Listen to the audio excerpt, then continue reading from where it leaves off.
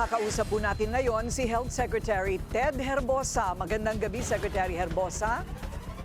Magandang gabi, Corina, at magandang gabi sa mga nagsusubaybay sa Billionaire Channel. Congratulations po sa inyong pagkakatalaga bilang President ng World Health Assembly. Salamat. Tayo po ang unang Pilipino na naging presidente ng World Health Assembly. Ito po yung 194 health ministers ng buong mundo.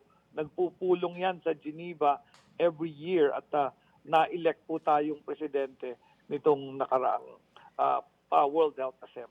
Opo, so malinaw, suportado po ng ilang health organizations ang inyong pamumuno sa DOH.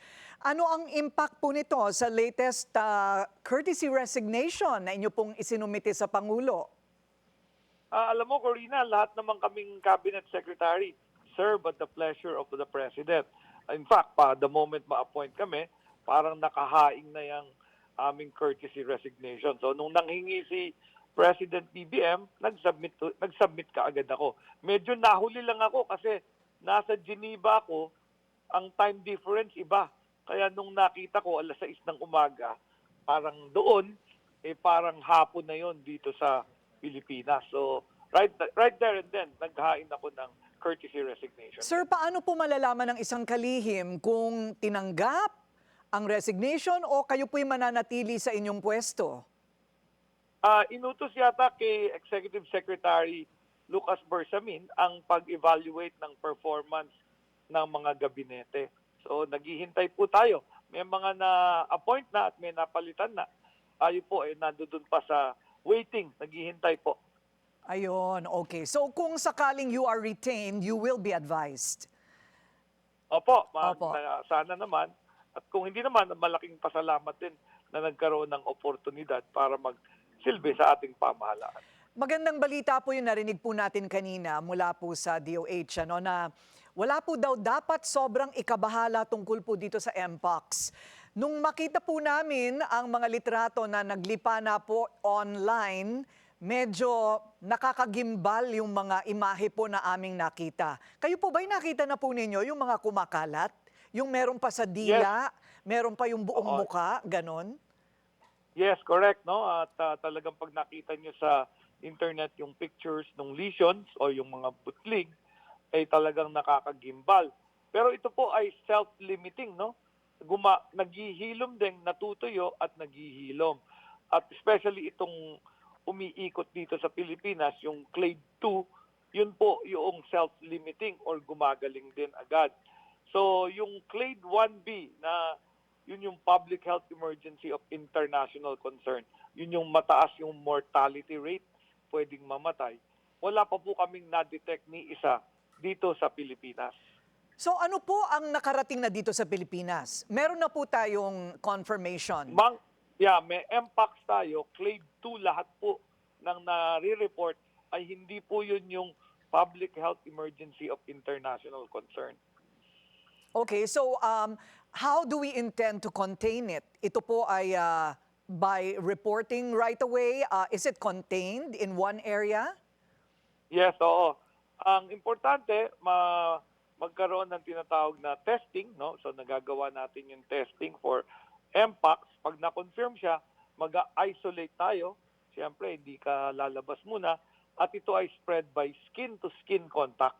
So yung nakita ko, merong ibang LGU nagpapabili ng mask dahil meron silang cases of Mpox. Hindi po aerosol ang spread ng Mpox. Skin-to-skin or intimate contact. Ayun, okay. So at the sign of, anong po ba yan? Anong unang sintomas kati-kati? Lagnat yan, lagnat, lagnat. trangkaso, symptom, tapos lalabas po yung mga butlig sa iba't ibang parte ng katawan. Okay. At yun ang time na nagpapatingin sila at natetest na natin sila for possibility of Mpox. And we don't have a vaccine against it yet. May vaccine sa kanya pero nandoon po sa Africa karamihan.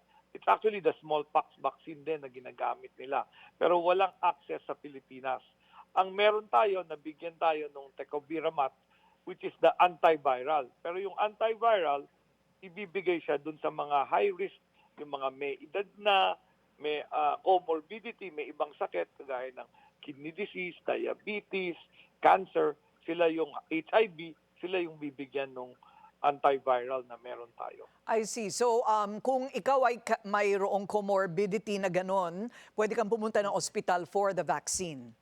Correct. Sa DOH hospitals lang kasi kami ang meron ng antiviral I see. na nakuha natin from our development partners. Naiulat din po na dumarami ang mga kaso na naman ng COVID sa ibang mga Asian countries. Ano po ang sitwasyon sa Pilipinas? Tama yan, may mga bansa kalapit natin na nag-report ng pagdami ng kaso ng COVID.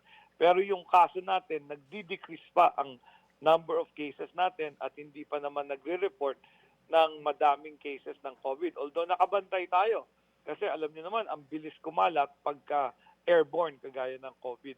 Luckily, maraming Pilipino na bakunaan ng COVID.